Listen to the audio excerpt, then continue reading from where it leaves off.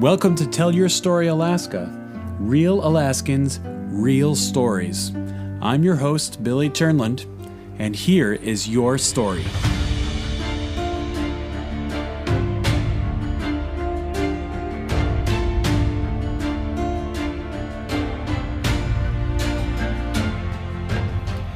Welcome to our very first episode of Tell Your Story Alaska, a podcast about real Alaskan stories from the perspective of a missionary bush pilot. My name is Billy. I'm a pilot, I'm a mechanic, I'm a missionary, and I've been living in Alaska for about 4 years. I have a mall. It's an M5 235. It's on wheels. I can put floats on it and I can put skis on it for winter flying, but I also fly a Piper Cherokee 6. And I'm sure we will talk about that a lot in this podcast. But mainly what I want to do in this podcast is to tell real Alaskan stories about real Alaskans. Many of you have probably seen the TV shows, and those do reflect Alaska life to some extent. But what I'd like to do is tell some of the very specific and personal stories of some of the most amazing people that we've met here in Alaska. I'm married, I have a wife of 13 years, and I have 2 young children. And since we've moved to Alaska, we have gotten to know some really amazing people with some really amazing stories. And I want to tell those stories, specifically stories that have to do with the gospel, the message of Jesus, and how it impacted their life. But I also want to talk aviation and maintenance because that's what I do a lot. But I'm also a bit of a history nerd. I love to learn new things pretty much constantly. But I want to focus on telling the stories of Alaskans. But I also want to dive into the story of Alaska itself. Like, what is the history of Alaska? Who are the native Alaskans? When did they arrive here? Or how long have they been here? You know, where did they come from? Like, who were they before they, came across the Bering Strait? What were they like in the past? What was their culture like? What was their religion? What are they like today? And even what's it like to live in Alaska today? What's it like to live in a village versus one of the big cities? So, Alaska is one of those sort of enchanting places. It's known as the last frontier because it is largely unexplored even now. Its history is wrapped up in mystery, and the people of Alaska are like an American subculture of its own. There's still just this vast, vast wilderness that draws in tens of thousands of adventure seekers and hunters and aviators and people who just want to see the northern lights. People keep coming back for more. It's like when you come, a week here isn't enough because of what it has to offer. So I'm going to be interviewing some of the most interesting people I've met in Alaska, and I'm going to put a very special focus on the message of the gospel of Jesus' message and how that has impacted the lives of the Alaskan people, with, of course, some fun with aviation and history and some of the nerdy things that I really enjoy.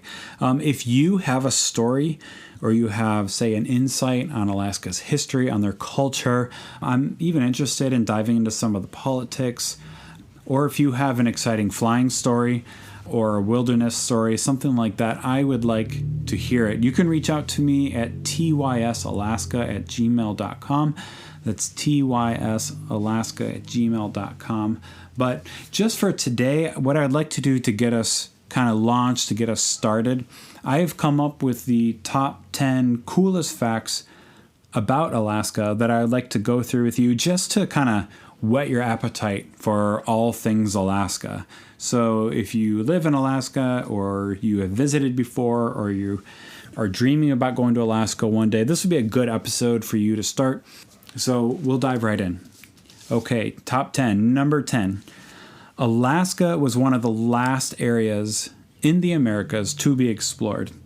What I mean is, when Columbus set foot in America, which was in 1492, as most of you know, it was still another 250 years before the very first explorers set eyes on Alaska.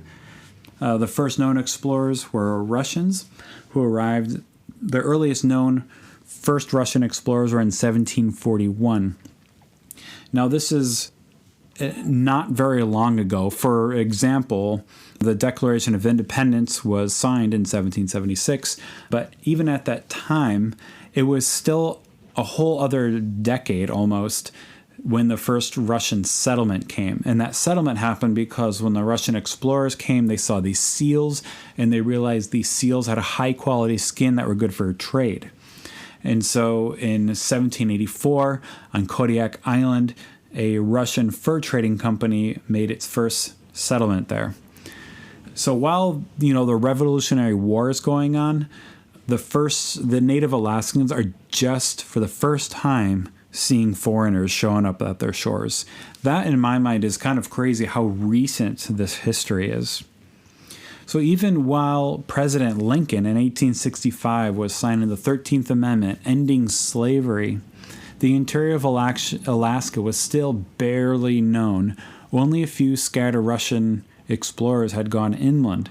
If you can imagine, the inhabitants then had only met a small handful of foreigners. They had no idea what kind of world was on their way to their shores.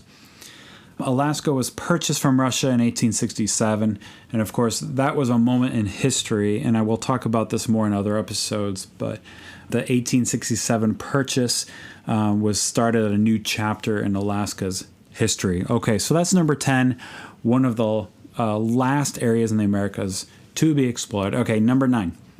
Alaska is the largest state in the nation. Most of you know this, but you probably don't know that in comparison to the entire area of the United States, Alaska makes up 17.5% of the land area of the United States. I mean, that's almost 1/5. Alaska is almost 1/5 of the land area of the U.S. That's massively huge for one of the 50 states. If you were to combine the next 3 largest states, which are Texas, California, and Montana, you combine those together in size, and Alaska is still larger. Interestingly, Alaska is the home of the largest city by area in the country, which is Sitka, which is strange because there's less than 10,000 people there, but the city takes up the largest area it's the largest city in the country in that sense. Alaska is also home to the largest national parks in the country. The largest is Wrangell St. Elias National Park, which is over 8.3 million acres in size, which is unbelievably huge for a park. Alaska also contains the 2nd, 3rd, 4th, 6th, 7th, and 9th largest national parks in the country. It's clear that everything about Alaska is just really big. Okay, number 8. Alaska is home of the largest volcanic eruption in the 20th century. So we've all heard of Mount St. Helens. I love Mount St. Helens. I'm a bit of a geology nerd, and I've really enjoyed reading about Mount St. Helens. But what I didn't know is that Mount Katmai was actually the largest volcanic eruption of the 20th century. And I'd never even heard of this, but it's in Alaska, and it turns out it's not even that far from my house. Like, I could fly my plane over the crater, and I haven't yet, but it's something I'd really like to do. But anyway, this eruption happened on June 6, 1912. The eruption lasted 60 hours, and they believe it only caused about 10 deaths. An estimated 6.7 cubic miles of ash were released, which I suppose in the volcanic world, that's a lot. It must be if it's the biggest volcano. There were eyewitnesses. This is near Kodiak Island, just across the bay there. And a lot of people witnessed to it. There was a huge amount of ash, and the ash itself was like kind of toxic and caused health problems to people. But really interesting that the largest volcanic eruption, largely unknown, Mount Katmai, was in Alaska. Okay, that was number 8. Now number 7. This one is really interesting to me. I had no idea that Alaska is home to the tallest tsunami ever recorded in the world. This happened at Lituya Bay on July 9th, 1958. The tsunami was caused by an earthquake, which caused a landslide, and created the landslide hit the water and created this massive wave. The wave reached speeds estimated at 120 miles an hour. That's about how fast my airplane flies, so it is kind of an amazing speed for water.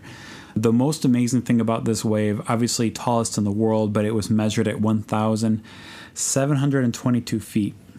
I don't know how you measure the height of a wave. My guess is that they can see the damage it did on land, and you measure how high that was from the sea level. But 1,722 feet. I mean, for comparison, I'll use the Sears Tower in Chicago because I'm from Chicago and I've been up the Sears Tower quite a number of times.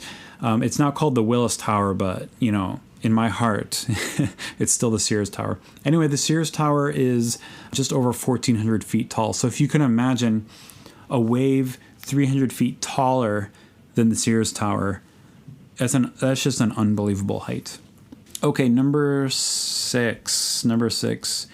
Alaska is home to the most intense earthquake in North America. And it's the second strongest earthquake ever recorded in world history. So number one in North America, number two ever in the world. This is called the Good Friday earthquake because it happened on Good Friday on March 27th, 1964. It was centered at the Prince William Sound, and it shook the ground for just under 5 minutes, and it read a 9.2 on the Richter scale. The only earthquake that was more intense than this one in the world was in Chile in 1960, which read a 9.5 on the Richter scale. And the Chile earthquake caused a tsunami that reached Hawaii and even the Philippines and killed people in those places. That's amazing. Regardless, the Alaska quake caused some geological change to the area. Some areas raised by 30 feet. I even found some photos in my research that of some coral like 30 feet above where the water is now. But there were other areas that sank about 8 feet. So the geology of the area changed a little bit. About 133 people were recorded to be killed by this earthquake, and several villages were completely decimated. Now, since I've moved to Alaska, we feel earthquakes all the time. It's kind of like normal everyday life. We just kind of sit there and the house shakes a little bit. That's like 99% of them. There's actually more earthquakes in Alaska than in California, but you hear more about the California ones because it's so populated there. But in Alaska, earthquakes are, you know, we probably feel them once every couple of weeks or so, but most of them you don't even feel because only like 1.1 on the Richter scale. You know, it's not until maybe it's like a 4 that you actually notice it. But there was a prominent earthquake on November 30th, 2018. This was a magnitude of 7.1. Now, I wasn't there for this, but our friends tell us about it. They said that they thought their kids were like running and bouncing off the walls in the other room or something, and they were going to yell at their kids. But then they realized it was an earthquake when like their dishes came flying out of the cabinets, you know, in their kitchen, and they lost like all their plates and stuff. But at least that earthquake, it did cause some damage. You know, there's some photos online you can see of like roads, kind of big cracks, you know, with the road broken. But at the end of the day, there were very few serious injuries from the quake. There was damage, obviously, but it wasn't like the earthquake in 64. There's some books about the Good Friday shake or something like that, they call it, in 1964. Unbelievable strength, being the strongest in America, second strongest ever recorded in world history was in Alaska. Okay, number 5. Alaska is home to the tallest mountain in North America, which is Mount Denali, 20,310 feet. And this is really interesting. It's new for me about Denali is that it is the tallest mountain in the world on land from base to peak. So if you were to measure the mountain from the very base of the mountain to the peak, it's the tallest on land. The tallest in the world is Hawaii, from base way down in the ocean to the peak. That's the tallest mountain in the world. But, you know, even like Mount Everest, you know, they consider the base of the mountain. I don't know how high they consider the base to be, but it's up at like, you know, 17,000 feet or something is the base of the mountain. But Denali, the base of it, I don't know where they consider it, but it's really low.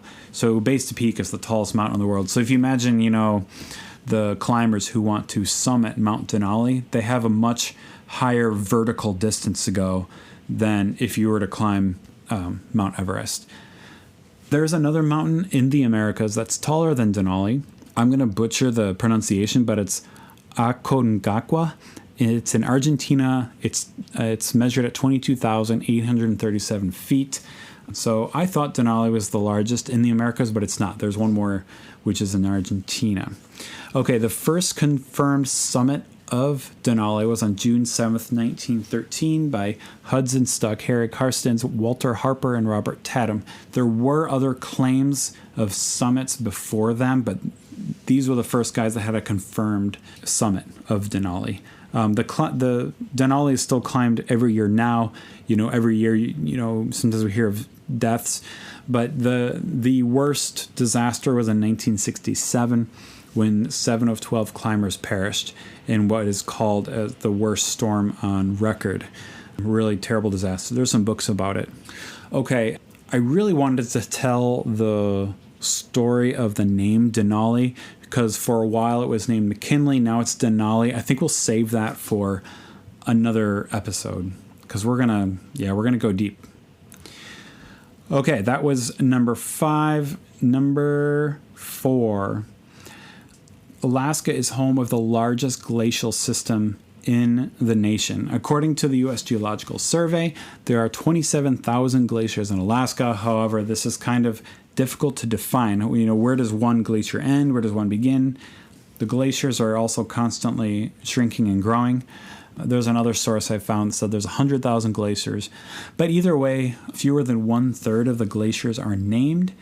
And glaciers cover about 5% of the land. If you think about how massive Alaska is, 5% of that land is glacier. So there's an unbelievable amount of ice. That's a lot of ice. Okay, now number 3. The lowest temperature ever recorded in Alaska. And this is not as low as I thought it would be, but the lowest temperature was -80 Fahrenheit. And because I'm a nerd, I wanted to know what the lowest temperature ever recorded in the world was. And it's a -128. And that was in Antarctica, as you might guess. But for Alaska, it's -80 degrees. Now, you always think of, we hear about -80 wind chill, but -80 as the temperature, that's really cold. I've been in some cold temperatures in Alaska, but not that cold. But that's the coldest. So that was in January 23rd, 1971. So I had to look up the hottest temperature. The hottest temperature, this is even more amazing. The hottest temperature ever recorded in Alaska was 100 degrees Fahrenheit. But even more amazing, that temperature was recorded in Fort Yukon. Fort Yukon is in northeastern Alaska. You would expect it to be in the south somewhere, but it wasn't. Fort Yukon's way up there, and that's where the hottest temperature was recorded. This was done on June 27th, 1915. So if you were to take the hottest temperature and the lowest temperature, they give you a range of 180 degrees. Now, I didn't look this up, but I suspect that is the largest temperature swing in the country, making Alaska truly unique. One other quick bonus cool fact is that the highest 24-hour snowfall was 78 inches. That was 1963. Now, I'm 6'2", and that's 74 inches. So to have the snow over my head in one day, you have to have a really good snowplow.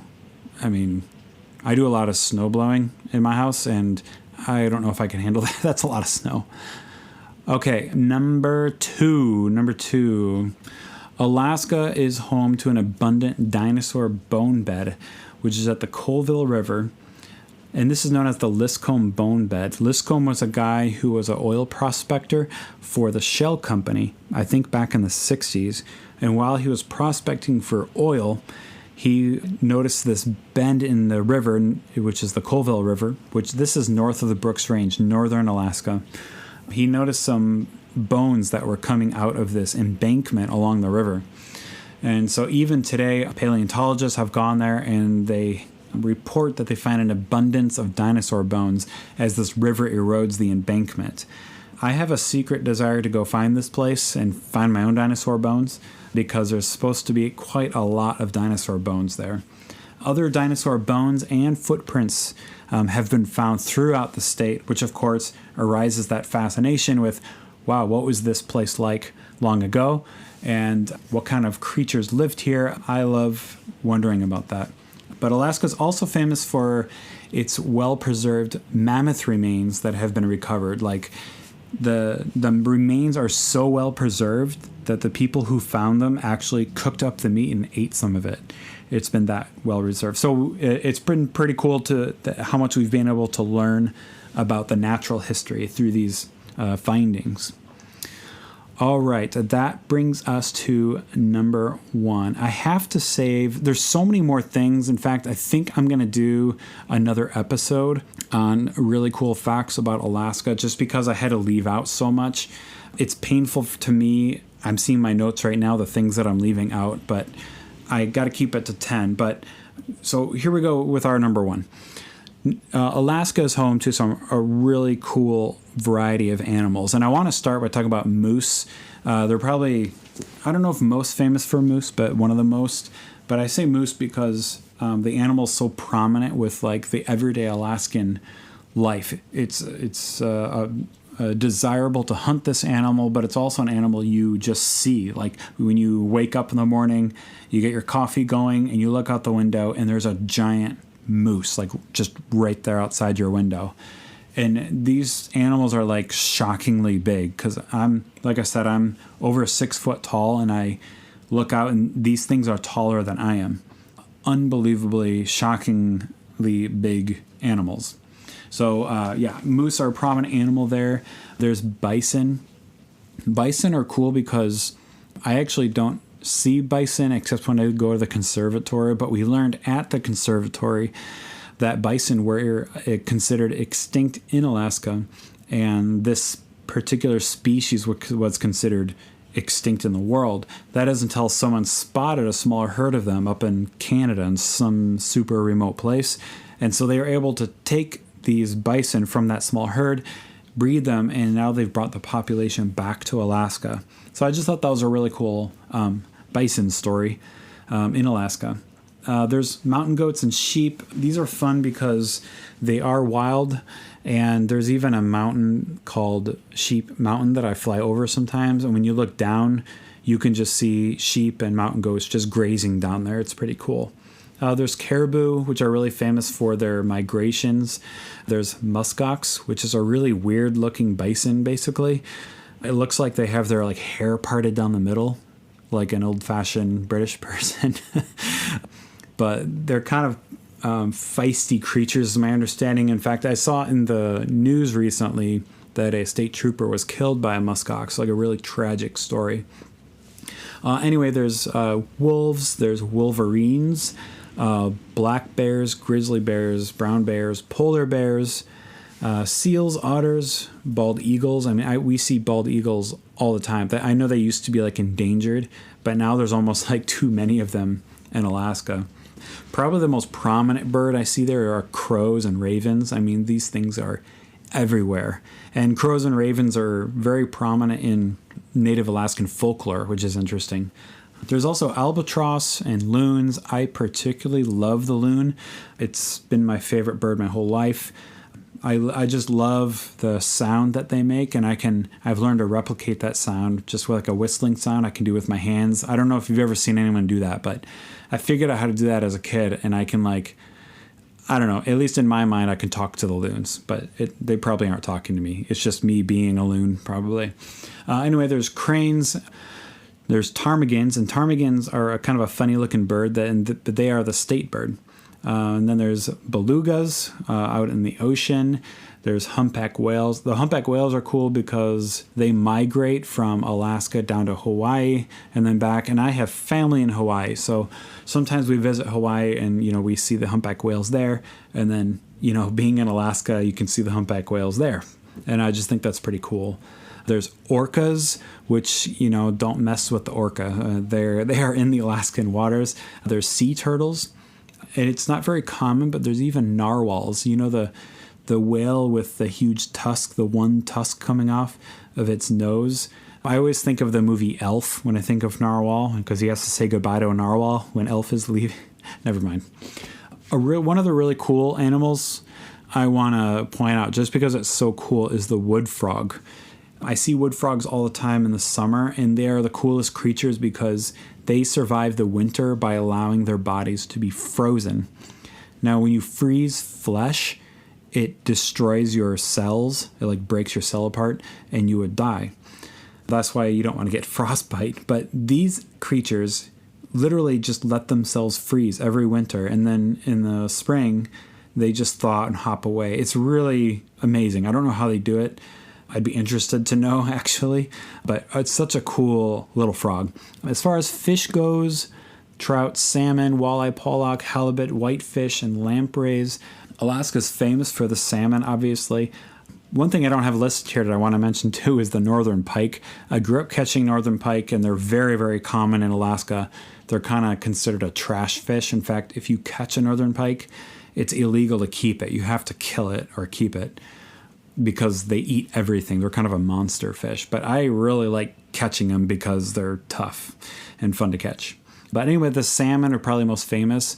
Every year there's these salmon runs where thousands of salmon swim from the ocean. They go inland, up into the rivers, into the small streams where they lay their eggs, and then they die. Salmon are actually really interesting because from these little stream beds, they're born and they swim out into the ocean. It's amazing that they can go from freshwater, to salt water like that. But then they're out in the ocean for about 5 years, and then they come back. And somehow they remember where they came from, and they swim back up the streams to lay their eggs and die. And that's kind of their life cycle. In fact, I think it's in September, you can just go to like a park that's near a stream. You'll just see dead salmon laying there in the river because they came up there and laid their eggs and they die. Salmon are pretty tasty. I really enjoy eating it. From what I'm told, they're an excellent source of vitamin D, which is, I don't know, kind of God's way of taking care of Alaskans, because when, in the dead of winter, there's not a lot of sunlight, so you don't get as much vitamin D, but salmon are rich in vitamin D. So I just thought that was pretty cool. Okay, that was number one. And it's killing me because I'm missing out so many things. We're going to have to do another episode. But those are my top 10 coolest facts about Alaska. And I hope that kind of just whets your appetite a little bit for all things Alaska, because in this podcast, I want to dive into the story of Alaska. So what is this place? Who are the people? I'm going to be telling stories of real Alaskans because, in a world that's full of ideas and worldviews and what's true and all that, stories play a major role in forming who we are. As children, we grew up hearing stories, and behind those stories are worldviews. Worldviews formulate how we think. It formulates how we look at the world. Our stories describe our wounds. They describe our fears and our victories. They're the closest thing we can get to an unbiased look at the world around us. That's why when I meet new people and I have the time, my favorite question to ask them is, hey, tell me your story. Because when someone tells you their story and you just simply listen, you don't answer the questions of how to solve their problems or how to heal their wounds or anything. You just hear their story. Those are the stories I want to tell. Stories elicit our compassion. They inflame our sense of injustice. They delight our souls. They grieve our souls. They can instill incredible joy. Your personal story has played a massive role in forming who you are, your fears, your wounds, and how you think. The majority of Scripture even is made up of stories. I don't know what the percentage is, but a huge amount of Scripture is narrative, just telling stories. And even now when I read Scripture, these stories challenge the way I think. I don't mind being challenged. I really like this. I had a 3-hour conversation at a coffee shop just a few days ago with a guy just peppering me with these challenging questions about faith and God and the Bible. And I just loved it. And I love it because truth does not mind being challenged, but lies do. So even if I don't know the answer to a question, I want to ask the question. Okay, so stories are a vehicle by which we can learn quite a lot that simple statements cannot do. So that's why in this podcast, we're going to be interviewing Alaskans that I have met since I've lived in Alaska. I want to tell their stories. I want to tell stories where the gospel has made a big impact on someone's life. But I also want to talk about aviation. I want to tell flying stories and even maintenance stories. I'm also a mechanic. I want to talk about, theological questions. I want to talk about missions, like what's the history of missions in Alaska. It's super interesting. I want to talk about other aspects of Alaskan history. And hopefully we're just going to have some lighthearted episodes that are just kind of fun as well. So we're going to do all this from the perspective of a missionary bush pilot living in Alaska.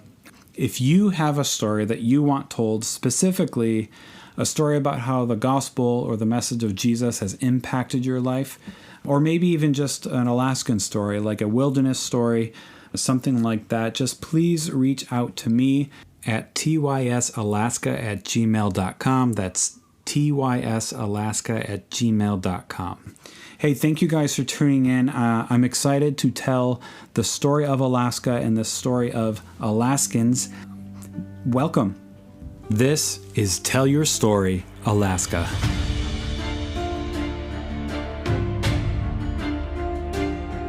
If you have a story that you want told or you just want to reach out to me for any reason, please contact me at tysalaska@gmail.com. tysalaska@gmail.com. I look forward to hearing from you.